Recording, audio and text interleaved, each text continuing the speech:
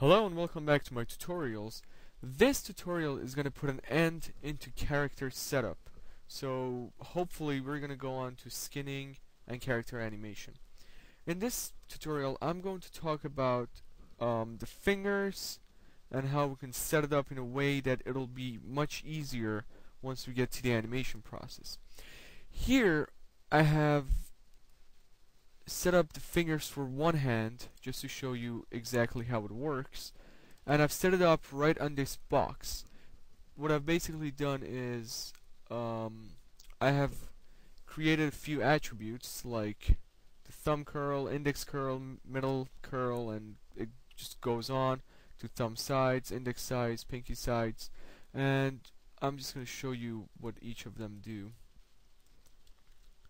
Alright, for example, the thumb curl, when I bring the value down, it curls the thumb. Same goes with the index curl, as you can see very clearly. Okay, the middle curl.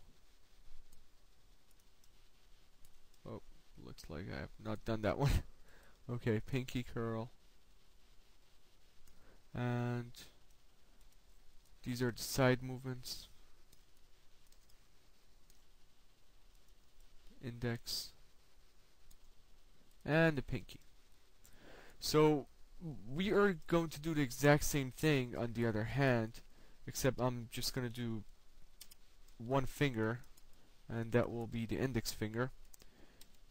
What I've used for this is set driven keys. It is a very important concept in computer animation which you must really get used to. Basically what it does is you set an object to drive another object, to influence another object.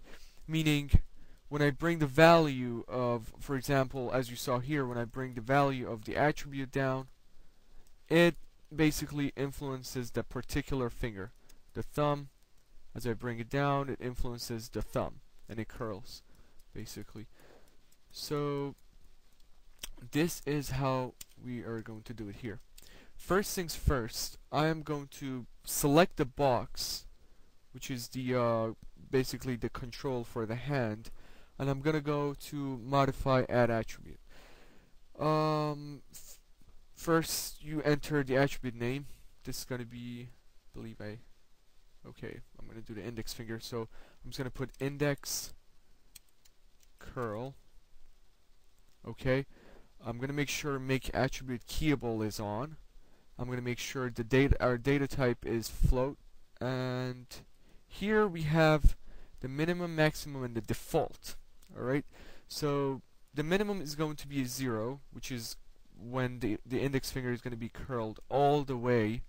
The maximum is going to, I'm just going to set it to 10, and the default is going to be 10. So that's when the finger is completely open.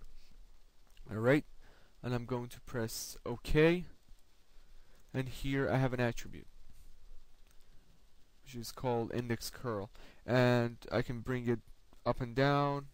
What I usually use is the middle finger, sorry, not the middle finger, the middle button of the mouse. I just drag it and it goes up and down. Okay, so here I'm gonna have the index finger influenced or driven or whatever you want to call it. So what I do is I'm gonna start selecting the joints. So the first joint is gonna be influenced, second joint, and the third joint. Okay, and the reason I do this is because when I shift select all the joints, I can easily curl them by just rotating them, basically. Just curling them just like that, very easily. Okay, and now I'm gonna go to the rotate X, Y, and Z. Make sure you select them all to make sure, whoops, and right click to set driven key, which is right under expressions. Okay, and there we have our joints with the rotate channels all selected. Now I'm gonna click on the box, and I'm gonna go load the driver. Okay, and you have to make sure that you select index curl, which is the attribute we set ourselves in the beginning. Okay, so right here, if you go on the box, if you click on the box, select it, and you see index curl is 10, so I am going to key it at this point. And remember, this is not keying for animation. This is keying for this is a driven key. It's very different.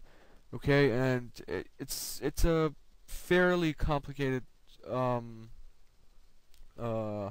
concept to get used to, but I'm going to show you in another way, so maybe you'll understand it even better. Alright, so I'm going to key it here, and then I'm going to go to index curl. I'm going to select it. I'm going to bring the value to 0, and I am going to select the joints again and bring him down, just like that. Oops. Okay, and I'm going to key it again, almost as if you're keying for animation, but remember, it is not animation. Alright, so when I go on index curl and I drag it, as you can see, it is going to influence joints. Okay, great. Alright, so another way which I would like to show you is, I'm just gonna open a new window, and here I'm gonna go to polygons. I'm gonna use my shelf, and I'm going to create two objects. All right, so I'm gonna create this, and I'm gonna put a sphere right here. Okay, and now I want the box to go up every time the sphere gets close to the box. So basically, I'm going to be driving or influencing the box using the sphere. Okay? So I'm going to have to set a driven key on the box. Alright? And since it's going up, it's going to be the Y channel, the translate Y channel. So I'm going to select the box, go on translate Y, and go to set driven key. Remember, you have to choose the box because it is the box that is being influenced. Okay, it's going to be the driven one. Alright, so set driven key here, translate Y, it already does it. And now I'm going to select the sphere, and I'm going to load the driver. Okay, so here's how the keying works for this. I'm gonna go to translate X because I'm gonna be moving it forward, right? And right here, I'm just going to key it. Okay. Right, so I've keyed it right there, and now I'm gonna move this forward, and I'm gonna move this up. Okay, and now I'm going to key it again. And as you can see, the sphere is driving it. Okay, remember, it's not animation, it's real time. You are the one controlling it. I'm the one moving it. Okay? Alright, so our tutorial ends here. I'm gonna go to the shading mode. You can get a better look. So thank you again for watching, and in our next tutorial we are going to skin the character. We're going to attach the joints to the model. Okay? Thank you very much and have a good day.